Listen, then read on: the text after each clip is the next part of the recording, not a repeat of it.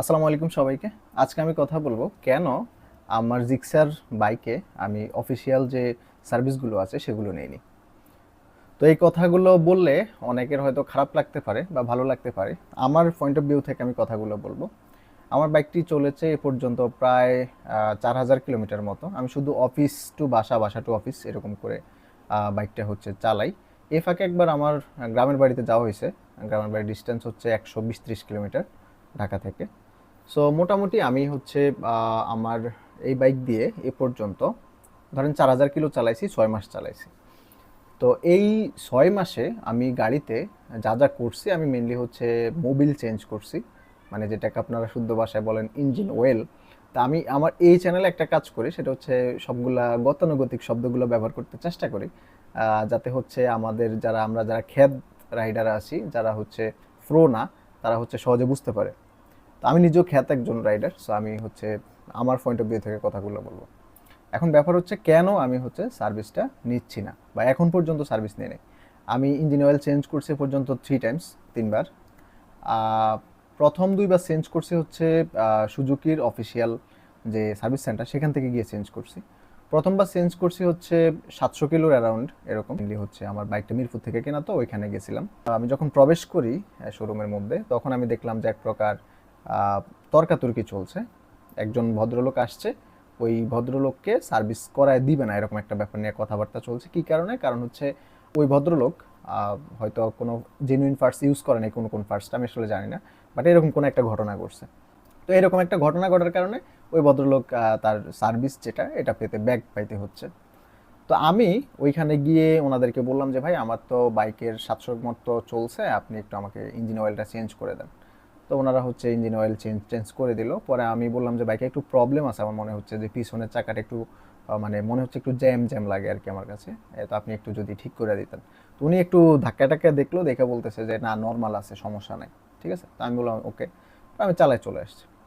এরপর মোটামুটি আরও 800 বা 1000-এর মধ্যে আবার আমি ইঞ্জিন অয়েলটা চেঞ্জ করি, তাও আমি অফিসিয়াল আরেকটা সার্ভিস সেন্টার থেকে, সুজুকিরই। ওই সময় মোটামুটি আমার যেহেতু 1500 কিলো প্লাস চলে গেছে, তো আমাকে শোরুম থেকে জিজ্ঞেস করছে আপনি সার্ভিস নিচ্ছেন না কেন। আমি বললাম ভাই দেখেন, আমার গাড়িতে কোনো প্রবলেম পাচ্ছি না, আমি সার্ভিস কেন নেব?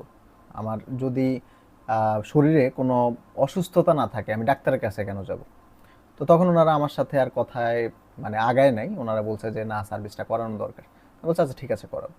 তো ওই সময়টাতে এই সার্ভিস সেন্টার থেকে ওনারা আমাকে একটা হেল্প করে, সেটা হচ্ছে ওনারা আমার বইটই কিছু আমি নিয়ে যাই না, সার্ভিস বুকটুক। তো ওনারা তারপরও আমাকে হচ্ছে আমি বলছি আমার একটু প্রবলেম মনে হয় গাড়িটা একটু ভার, ঠিক আছে, ভারী ভারী লাগতেছে আমার কাছে, শুরুর মতো স্মুথ না। পরে আমি বলছি যে আপনি একটু দেখেন যত ফিল্টার টিল্টার আছে ওগুলো ঠিক আছে নাকি, এয়ার ফিল্টার টিল্টার। ওনারা খুলে এগুলো হচ্ছে ক্লিন টিন করে দেয়। অ্যান্ড দেন হচ্ছে, তো ওই সময় তো মোবিল টোবিল চেঞ্জ করি, ওখান থেকে হচ্ছে যে আমি চলে আসি।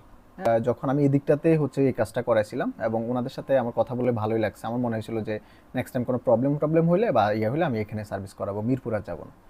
পরবর্তীতে আমি কিছুদিন পরে দেখি যে এখানে সার্ভিস সেন্টারটা এখান থেকে চলে গেছে, মানে এখান থেকে ওনারা সুইচ করে অন্য জায়গায় হয়তো চলে গেছে, যে কারণে আমি আর আমার ইচ্ছা থাকা সত্ত্বেও সার্ভিস করানোর সুযোগটা পাইনি। তো পরবর্তীতে আমি যেটা হয় যে আরেকবার যখন আমি মোটামুটি এবার বেশি চালাই ফেলছিলাম, তখন আমি হচ্ছে চিন্তা করলাম ইঞ্জিন অয়েলটা একটু চেঞ্জ করা দরকার। তো ওইটা আবার চেঞ্জ করে প্রতিবারই আমি হচ্ছে যে আমার যে মোবিল ফিল্টার যেটা, সেটা আমি চেঞ্জ করি, বা অয়েল ফিল্টার বলেন আপনারা, ওটা চেঞ্জ করে ফেলি। চেঞ্জ করে একটু হচ্ছে ওয়াশ টোয়াশ করে নিয়ে আসি এই। তো এভাবে হচ্ছে আমি করতেছিলাম। রিসেন্ট টাইমে যেটা হয়েছে যে আমার গাড়িটা হঠাৎ করে একটু মনে হচ্ছে ভার ভার এরকম মনে হচ্ছে। তো এখন আবার আমার ফিল হচ্ছে যে আমি একটু যায়া, যদি সুযোগ থাকে আমি একটু সুযোগের ইয়াতে গিয়ে আমি এটা দেখবো কি প্রবলেম। বাট আমার মধ্যে একটা ভয় কাজ করে, হ্যাঁ, ভয় কাজ করে। তো সেজন্য আমি এই কয়েকদিন একটু নিজে দেখলাম যে কি সমস্যা, ভাল লাগতেছে কেন। পরে আমি আইডেন্টিফাই করতে পারলাম যে মেইনলি আমার সামনের যে চাকা বাইকের ওটাতে হচ্ছে হাওয়া থাকতেছে না। যে কোনো কারণে হাওয়া চলে যায়, আমি ধরেন আজকে হাওয়া দিলাম, 2-3 দিন পর হচ্ছে হাওয়া থাকে না। সো এই জিনিসটা হচ্ছে প্রবলেম হচ্ছে, যে বাইকের টায়ার প্রেশারটা সমস্যা করতেছে। পরে আমি এদিক দিয়ে আজকে সকালে যাওয়ার সময়ও আমি চাকা চেক করে দেখলাম হাওয়া খুবই কম, চলে গেছে। পরে উনি আমাকে বলতেছিল এই জেল ইয়ে করতে হবে, হ্যাঁ জেল দিতে হবে, তাহলে ঠিক হয়ে যাবে।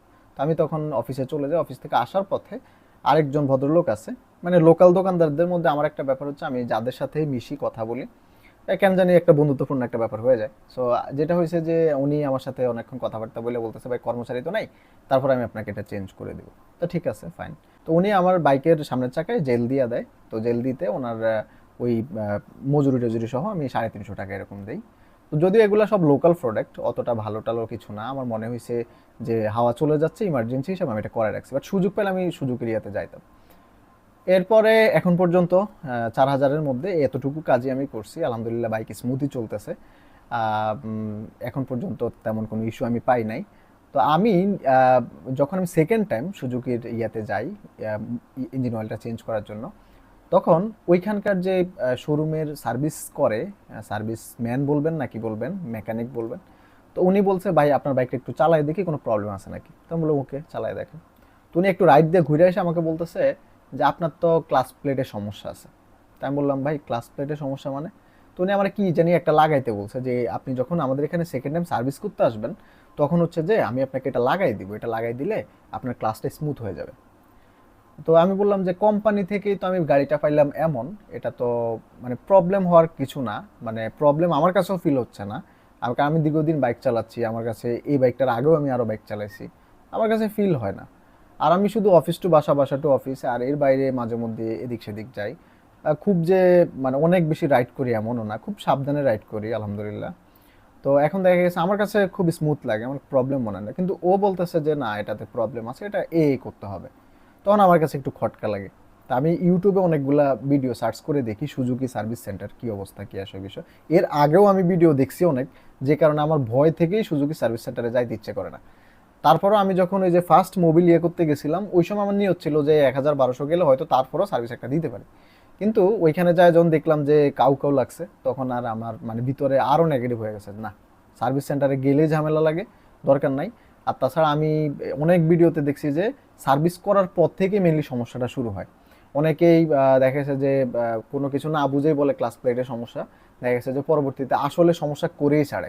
ওরা এমনভাবে সব কিছুকে করবে, আইডেন্টিফিকেশন করবে এমনভাবে, এমন কিছু করবে যে ওই যে আমরা যেটা বলছে কি একটা লাগাই দিবে, হয়তো ওটার কারণে ক্লাস প্লেটটা হচ্ছে সমস্যা হয়ে যেত। তো এরকম অনেকে আছে যে আমাদের যে ইঞ্জিন অয়েল যেটা বা মোবিল যেটা বলি, ওই জিনিসটা হচ্ছে বিভিন্ন টাইম টু টাইম থাকে এক এক রকম। তো দেখা যাচ্ছে শুরুতে একরকম থাকে, কিছু চালানোর পর আরেক রকম। তো এখন দেখা যাচ্ছে যে ওইটার ভ্যারিয়েশনটা যদি কেউ মানে মেনটেন না করে, তখন হচ্ছে যে অনেক সময় প্রবলেম হয়। তো এরকমও সমস্যা হয়েছে যে স্টকে না থাকার কারণে অন্য একটা দিয়ে বলতেছি এটা ভালো হবে। হ্যাঁ, সো এরকমও আমি কেস দেখছি ইউটিউবে অনেক ভিডিওতে, যে কারণে আমি এই ভয়টাও ছিল। প্লাস ওই দিন যাওয়ার পরে কাউটাও দেখছি, তো পরে আমি নিয়ত করছি যে না, গাড়ি একান্তই খুব বেশি প্রবলেম না হলে আমি সার্ভিস করাবো না। তারপরও আমি যখন সেকেন্ড মোবিল ঢুকাইতে গেছি দ্বিতীয়বারে, তখন হচ্ছে আমার ওই সার্ভিসটা আমার ভালো লাগছে, যে ওরা খুব আন্তরিক মনে হয়েছে আমার কাছে। কিন্তু ওরা যখন ওই ক্লাস প্লেটের কথাটা বলছে, আমার মাথায় ঢুকে গেছে আরে ভাই এ তো আমার একই মুরগি বানাইতেছে, তাহলে আমার তো এই বিপদে পড়ার দরকার নেই।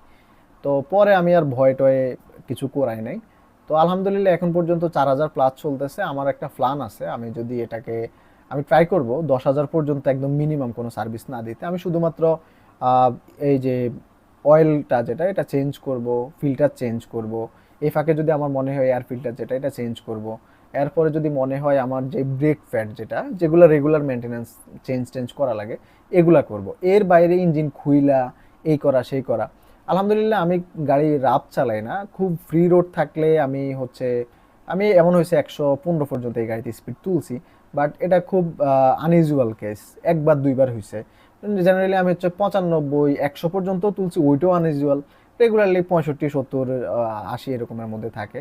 একটা জিক্সার এফআই এবিএস যারা নেয়, যারা চালায় বা যারা মনোটন চালায়, তাদেরও একটা স্পিডিং এর শখ থাকে বা অনেকের এটা করে। কিন্তু আমার ক্ষেত্রে এই জিনিসটা না, আমি আসলে বাইকটাকে খুব ভালোবাসি, মানে আমার আগের বাইকটাকে আমি খুব ভালোবাসতাম, এই বাইকটাকে আমি খুব ভালোবাসি, কারণ আমার মনে হয় যে বাইকটা আমার একটা সঙ্গী, আমার ফ্রেন্ডের মতো এরকম কিছু একটা। তো আমি এটাকে আছে না, মানে থাকে না যে সে আমাকে একটা পরামর্শ দিল, সুপরামর্শ কুপরামর্শ যেটাই হোক, করে আমার এই জিনিসটাকে নষ্ট করে দিল, এই জিনিসটা আমি আসলেই চাই না। তো যে কারণে হচ্ছে আমি এই পর্যন্ত সার্ভিসটা নেই নাই, এবং আমি চিন্তা করছি এই সিস্টেমে আমি মেনটেন করে যাব। এখন পর্যন্ত আলহামদুলিল্লাহ 4000 পর্যন্ত যেহেতু প্রবলেম হয় নাই, হয়তো সামনেও হবে না, বা প্রবলেম যেটা হবে স্পেসিফিক ওইটারই কাজ করাবো, এর বাইরে কোনো কাজ করাবো না। আর আমি আরেকটা জিনিস চিন্তা করছি, 10,000 প্লাস ক্রস করলে একটা ভালো জায়গা দেখে, অবশ্যই শোরুম তো তখন আমাকে ওয়ারেন্টি বা ফ্রিতে কিছু দিবে না। সো আমি তখন হচ্ছে যে অন্য জায়গা থেকে হচ্ছে এটা করব। তো এই জিনিসটা আমার পয়েন্ট অফ ভিউ থেকে আমি শেয়ার করলাম।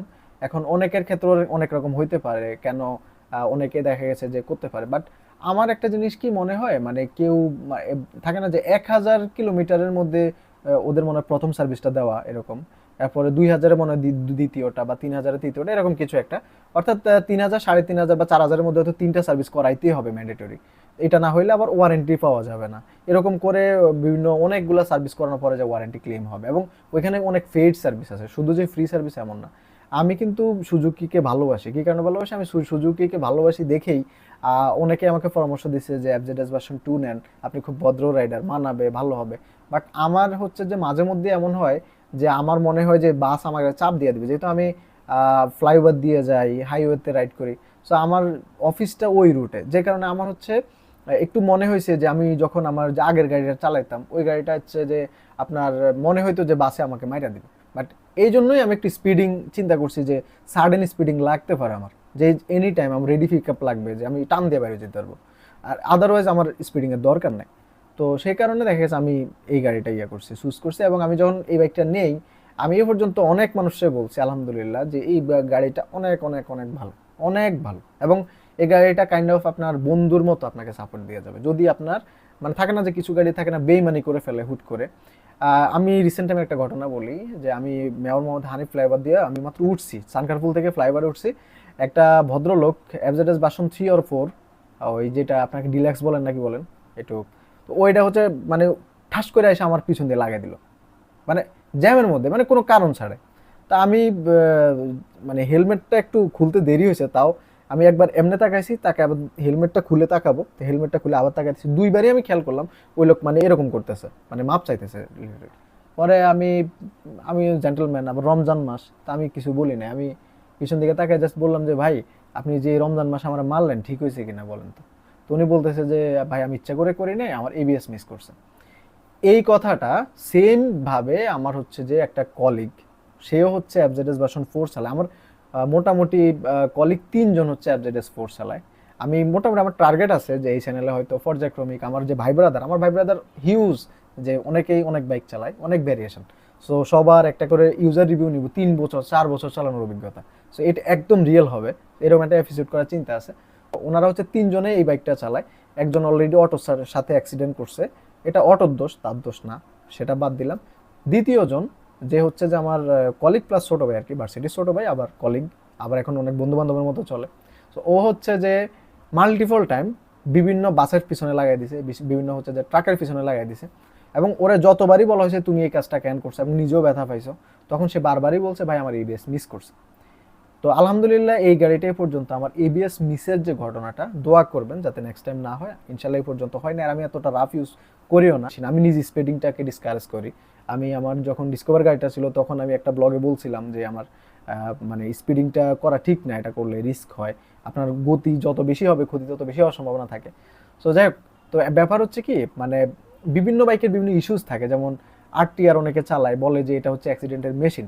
সো আরটিআর নিয়েও আমি রিভিউ দিব, অ্যাপাচি আরটিআর ভার্সন 2 যেটা সবচেয়ে বেশি অ্যাক্সিডেন্ট করছে লাইফে, তারা নিয়ে রিভিউ দিব। 3 বছর, 3.5 বছর, 4.5 বছর, 5 বছরের অভিজ্ঞতা এরকম লোকজনরে নিয়ে বসে তার সাথে কথা বলবো। আমি অলরেডি প্রসেসে আছি, মানে ওই দিন ভিডিওটা করছিলাম হচ্ছে বাইকের, জাস্ট একটা ফুটেজ নিলাম, মেইনলি তো ইন্টারভিউটা, তার সামনে কথা বলা।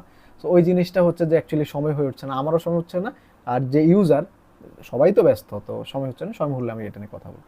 তো যাই হোক, এখন ব্যাপার হচ্ছে যেটা নিয়ে ছিলাম অ্যাকচুয়ালি, জিক্সার কেন আমি সার্ভিসটা হচ্ছে অফিসিয়াল সার্ভিস যেগুলো সেগুলো কেন করে নাই। তো মোটামুটি আমি আমার এন্ড থেকে বলার চেষ্টা করছি। তো যারা জিক্সারের মানে সুজুকির যারা মানে সার্ভিস সেন্টারটা যারা দেখাশোনা করেন অফিসিয়ালি বা আপনারা একটু কাইন্ডলি এই ব্যাপারগুলো মেনটেন করবেন, মানুষের ট্রাস্ট হচ্ছে যে ভাঙার চেষ্টা করবেন না। কারণ ট্রাস্ট এমন একটা জিনিস, দেখেন আপনার বাইকের প্রতি আমার খুব ট্রাস্ট আছে, কিন্তু আপনার সার্ভিস সেন্টারের প্রতি আমার ট্রাস্ট কিছুটা কম, যে কারণে হচ্ছে আমি লোকাল জায়গা থেকে একটা ইঞ্জিন অয়েল ইউজ করতেছি, বাট আপনার সার্ভিস সেন্টারে আমি যাইয়া সার্ভিস করাবো আমার ভয় লাগতেছে, ঠিক আছে। অ্যাট দ্য সেম টাইম আমি হচ্ছে যে নিজে মানে বলতেছি যে একটা সিঙ্গেল পার্টসের আমি হচ্ছে সার্ভিস করাবো, তাও আমি সুযোগিতে যাব না। কারণ হচ্ছে আমার ভিতরে যে ভয়, এই ভয় একদিনের না। আমার মতো বহু মানুষ যারা রিসেন্ট টাইমে বাইক কিনছে অনেকেই ভয় আছে। আমি রিসেন্টলি একটা লোক, এক ভদ্রলোক, আমার বাইকটা আমি এই যে কম চলছে 6 মাসে 4000 কিলো, খুবই কম। বাট এই জিনিসটার কারণ হচ্ছে কি, আমি অনেক সময় সময় পাই না, তাড়াহুড়োর মধ্যে বের হই, রাশে থাকি, বিভিন্ন ভিজিট থাকে, তো যে কারণে আমি দেখা যাচ্ছে হুট করে বের হয়েছি, আমি হচ্ছে একটা পাঠাও নিয়ে চলে গেলাম, কারণ আমার 10 জায়গায় যাইতে হবে, 10 জায়গায় বাইক রাখতে হবে। আর ঢাকা শহর এমন একটা অবস্থা, আমি এত দেখা গেছে যে এখানে এমন জায়গায় বাইক রাখা, আবার আমি হাফ কিলো হাইটা গেছি, আইসা দেখলাম বাইকটা নাই, চুরি হয়ে গেছে। নতুন গাড়ি নিয়ে যাইতেই পারে ভাই, অস্বাভাবিক না। ভিজিট যে সকল দিনে থাকে, যে সকল দিনে আমার রাইড হওয়ার সম্ভাবনা বেশি থাকে, ওই সকল দিন আমি বাইক নিয়েই বের হই না। অফ ডেতে নিয়ে বাইর হই জেনারেলি, কিন্তু অন ডেতে খুব কম, কারণ আমার রাশের মধ্যে যখন থাকি তখন বাইকের প্রতি খেয়াল থাকে না। আমার আবার একটা মানে সমস্যা আছে, মানে এটা অনেকেরই আছে, এখনকার জেনারেশন আমি দেখছি অনেকেরই সমস্যাটা আছে, যে মানে ভুলে যাই আমরা। তো আমার এই প্রবলেমটা, আমি গতদিন অফিসে গিয়ে আমি খুঁজতেছি আমার বাইকের চাবি, কিন্তু আমি আসছি পাঠাও দিয়ে। ঠিক আছে, তো এই ব্যাপারগুলো হয়। তো যাই হোক, এখন ব্যাপার হচ্ছে মূল যে টপিকটা নিয়ে কথা বললাম, তো আশা করি এরকম সমস্যা নেক্সট টাইম ইনশাল্লাহ হবে না। আমরা সুজুকি থেকে বিশ্বাস ফিরে পাবো। এবং এরকম যারা প্রবলেম ফেস করছেন, কাইন্ডলি কমেন্ট সেকশনে জানাতে পারেন। তাহলে আপনার যে প্রবলেম, এবং আমি যে গল্প টল্প বললাম, এবং আমার যে মানে আমার যে পার্সোনাল এক্সপিরিয়েন্স, আমি যেভাবে চলতে চাচ্ছি বাইকটা নিয়ে, সেটা নিয়ে যদি এভাবে চলতে চাই, এটা কতটুকু সত্যি হবে, কতটুকু লজিক্যাল হবে, কতটুকু ভালো হবে, সেটা হচ্ছে কাইন্ডলি একটু কমেন্ট সেকশনে জানাবেন। তো সবার জন্য শুভকামনা, সবাই আমার জন্য দোয়া করবেন, আপনাদের সবার জন্য দোয়া থাকবে। আসসালামু আলাইকুম।